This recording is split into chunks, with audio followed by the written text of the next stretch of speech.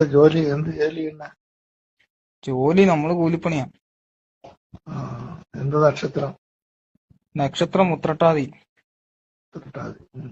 സമയദോഷത്തിനും പിന്നെ സാമ്പത്തിക ബുദ്ധിമുട്ട് മാറി കിട്ടും. മാർക്ക് കിട്ടും. സമയദോഷമുണ്ട്, ആ ആ. മാറി കിട്ടും. ഈ 5000 വേണമെന്നുള്ള നിർബന്ധ? ചെറുതുണ്ട്, അതിൽ കുറഞ്ഞ 3000 3000-ന്റെ. അല്ല, എന്റെ സംശയം അതല്ല. ഉം.